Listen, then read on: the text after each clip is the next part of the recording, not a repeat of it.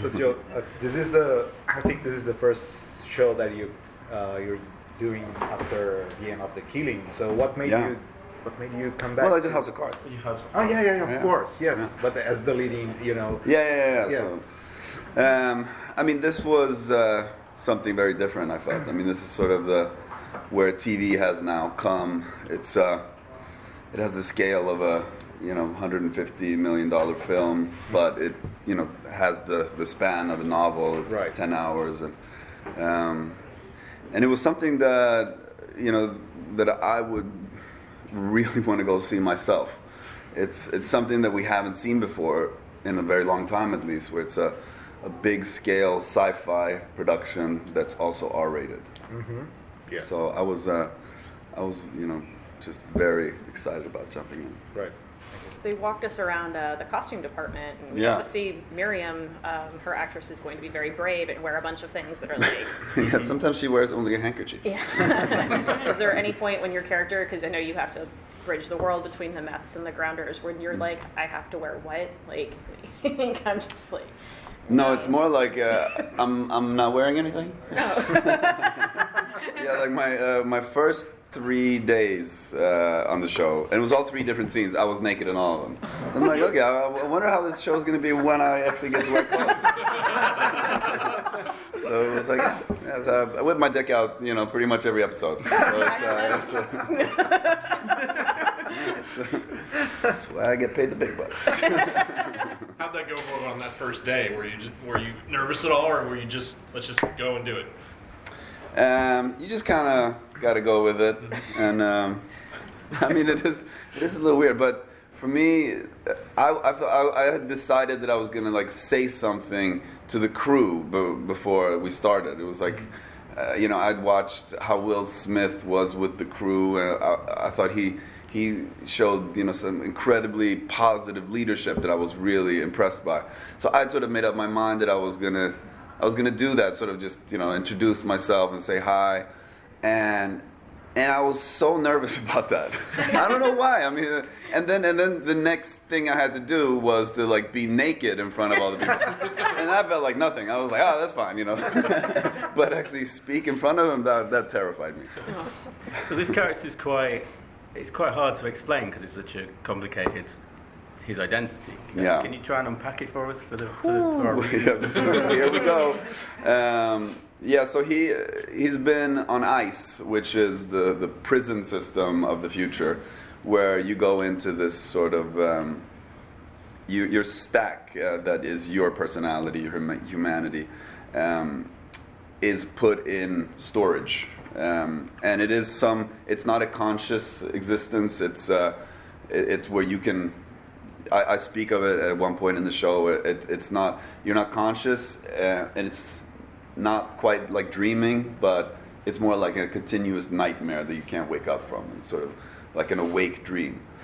And so I've spent 250 years in that condition.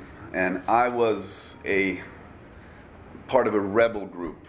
There was a civil war or a uprising against the status quo that had arisen because of this system of stacks that accentuated the divide of the rich and the poor. So the 0.1% becomes the 0.00001, and the rich people become immortal. So imagine Donald Trump living 350 years.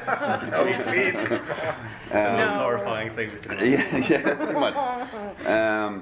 So we're part of this group that has realized that this immortality has actually stripped humanity from humans. So we realize that we need to die to remain human. So it's this kind of odd. I think that's a hard pitch to make to people. Like, no, you can't be immortal. It's bad for you. But that is what we're fighting for. And this group were. They were about 100 years in the future from where we are now. So they were specially trained in many different areas. So they were an advanced form of elite soldiers. That a big part of it was how you train your mind. And I see it as like an advanced form of awareness. It's not a superpower, but it's a sort of awareness that you gain from training your mind. What could the next step beyond meditation of being able to pick up all the signs and the nature and energies that are going. So they can sort of tap into an advanced form of awareness. So that's why Bancroft, who is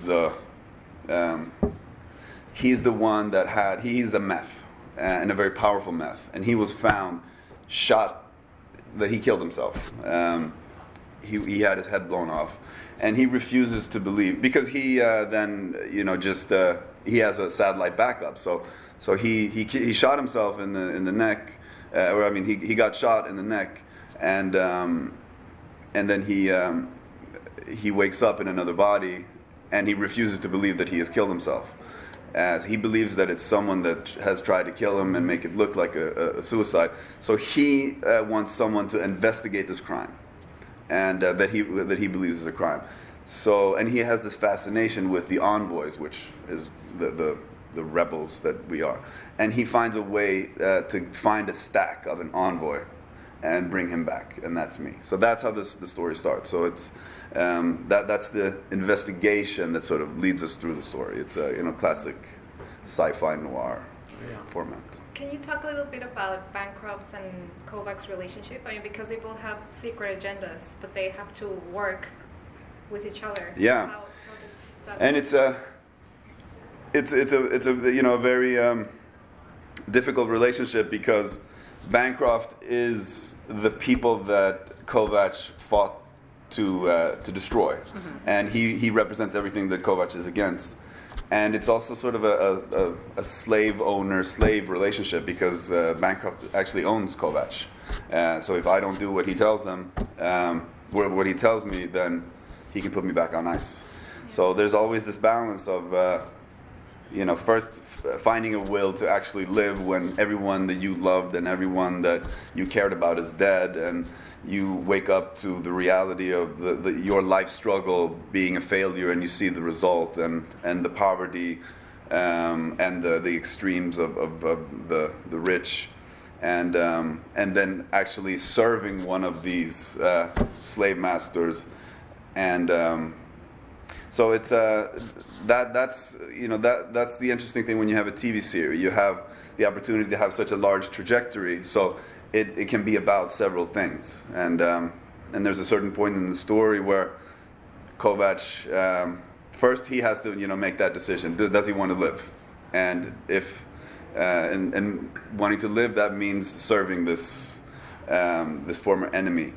And then after making that decision, then all of a sudden he's confronted with this new world, new people that he meets in this new world. He sees the injustices that are there, and then at a certain point, the people and the relationships that he has in this new world actually become more important than his old relationships and what happens along the journey. So. And you're not in your original body, obviously. Yes. And we talked to the showrunner some about how Kovach, when he was able to choose his own body, always chose Asian men, and he was not happy necessarily about being in the body of a white dude. Is that, how is that to play for you? And he was okay with it. Oh, okay. He was okay. I have to override the showrunner there and say, when he got this body, he was like, I'm cool with it. It's okay. Because I worked out, really much to get it there. So show some appreciation. And as an actor, having this huge world to dig into, have you felt some way that it alienates your own life, that you're always talking about the show and about the mythology? Yeah. I find that to be the best work experiences that I've had in my career. They are like that. It's sort of you just lose yourself in the world, and this, the workload on this itself sort of pushes you there.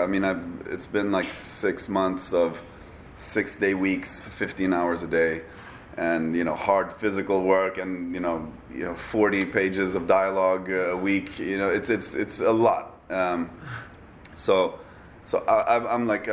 in this world right now. It's all the different words and different little quirks that takes place in this world. I'm so engulfed in it. But everyone that's working on this is like that. It's a weird alternate reality that's going on. But that's one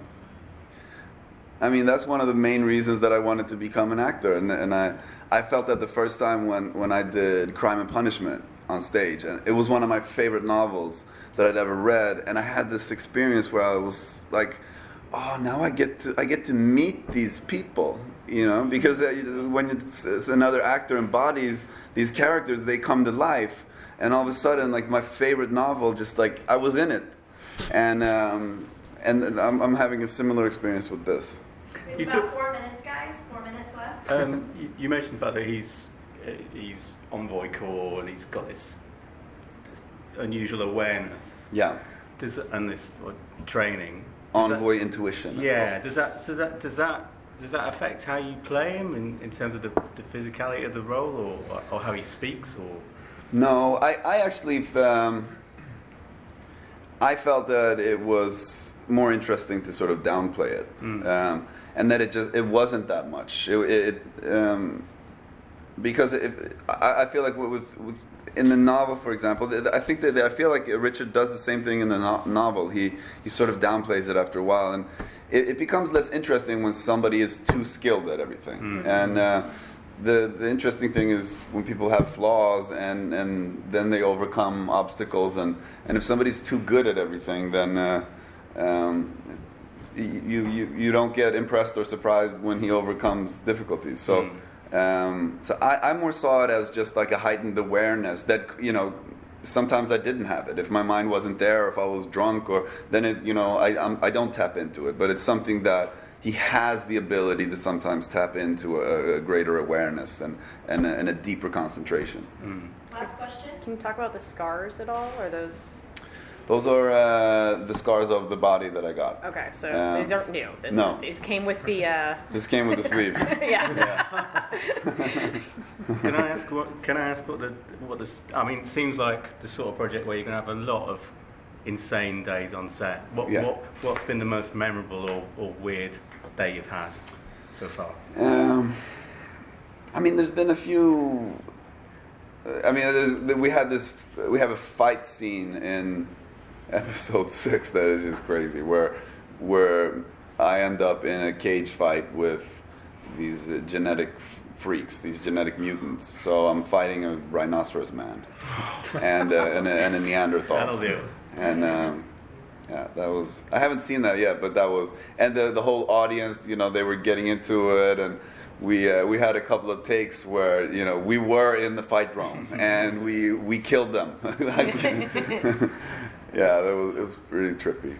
As an actor, do you feel more comfortable doing these kind of things, like shows when you can play a character for half a year, or doing a 2-hour movie picture? They both have their qualities. Right. A TV series like this and a film like Suicide Squad, they almost have the same kind of span.